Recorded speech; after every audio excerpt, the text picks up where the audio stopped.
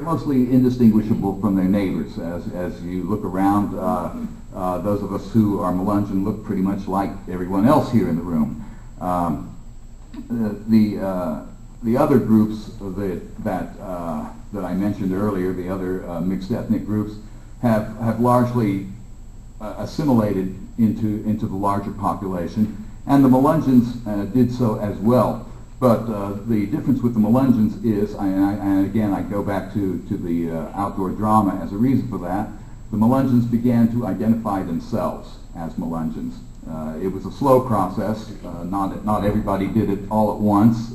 Some people never did, but it was a situation where all of a sudden they had a reason to be proud of their ancestry. That there was some outside reinforcement, so these people began identifying themselves and taking some pride in their heritage. Nowadays, most people are identified as Melungeons by themselves rather than by their neighbors. Just a generation or two ago, you were a Melungeon because your neighbors called you a Melungeon. But now the Melungeons are largely self-identified, and pretty much, as I said, since we don't look all that different from anybody else, the only way most people know that we are Melungeons is that we tell them that. Research on the Melungeons was really late in starting. There were people who wrote about the Melungeons as far back as the late 1800s. There were people who were trying to figure out where the Melungeons came from. In the 1940s and 1950s, researchers such as William Gilbert, Calvin Beale, and Edward Price wrote about the Melungeons from their own perspectives, depending on their disciplines.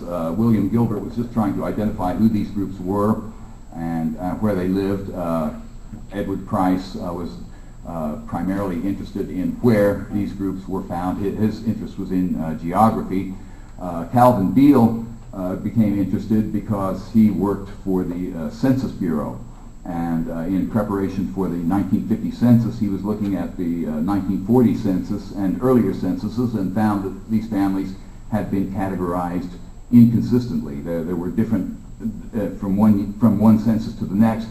Their classifications had changed, so he became interested in that and did his own research. In the 1980s, the Gowan Research Group, which was headquartered in Texas, was looking at the Gowan, Goins, Goin. There were many variants of the name Goins, but they were studying this family, which is unique in that of all these mixed ethnic groups that had been identified in the 1940s and the 1950s. The Goins family seemed to show up in just about all of them, and so there are people who believe that the key to the mystery of the Melungeons and these other groups might very well lie with the Goins family. So the Gowan Research Group had research going on in the 1980s. In the 1990s, a gentleman by the name of Brent Kennedy wrote a very popular book called The Melungeons, The Resurrection of a Proud People. And it got a lot of publicity and brought a lot of media attention to the Melungeons. There were numerous inaccuracies in the book. Of course, as he said, he was hoping that other people would kind of pick up the study and try to find out more. And that's really what the Melungeon Historical Society is about. We are trying to find documented evidence, not just hypotheses, not theories. We're trying to find documentation as to who our people were and where they came from, and that's some of that documentation you will hear later on today. The Melungeon Historical Society was formed in April of last year, and our goal, as I said, was to try and bring a scientific approach to the study of Melungeons, rather than just relying on legends and folklore and some fairly far-fetched theories. The people in the Melungeon Historical Society have been doing research tracing families back through genealogy, and also using DNA technology, which is something that a few years ago was economically not feasible for individuals, but the ability to do DNA testing has become it's much more accessible now. As a matter of fact, there are DNA kits here available. Roberta Estes will tell you more about those a little bit later. Many scholars believe that there is a denial among Melungeons about their African ancestry today, and of course that's a tradition that goes back many years. To admit to African ancestry in generations past was to guarantee that you were going to be a second-class citizen, that your children were not going to have educational opportunities that others had. So it was completely natural that these people would deny that. But of course, one of the problems with that is it seemed the more the Melungeons denied it, the more their neighbors believed that the African ancestry was there. One of the things we found is that the African ancestry is there in many of our families. However, not all Melungeons have the same ethnic background. Again, this was a name that was imposed on us. It was not something that we called ourselves. I think most scholars who have studied the Melungeons believe that.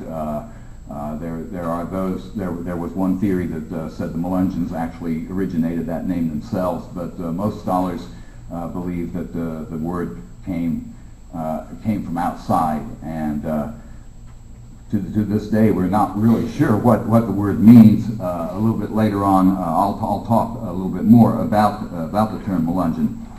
But the widespread attitude among academics for a very long time is that the Melungeons could not be who they said they were because of this denial of African ancestry.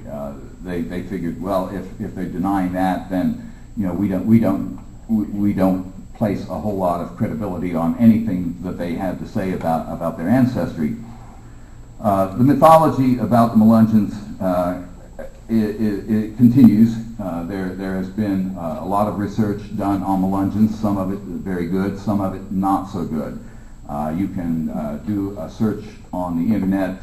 If you do a Google search on the word Melungeon, you'll find a lot of sites and a lot of information.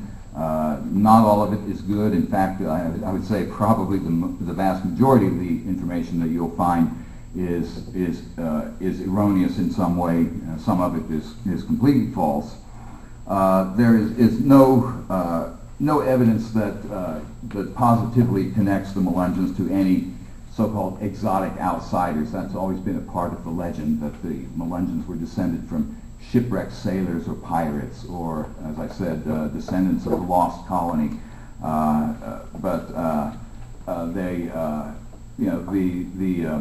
The research that has been done in recent years tends to show that we're basically an ethnic mix that occurred in colonial times among people who were a little bit outside of the mainstream of society. As I said, remnant Indian groups, free African Americans. Most of the Melungeons who can trace their ancestry back to African Americans find that they were not slaves, that they were free. And of course, some of the earliest slaves that came to America came as indentured servants, not slaves for life. So there was a rather sizable free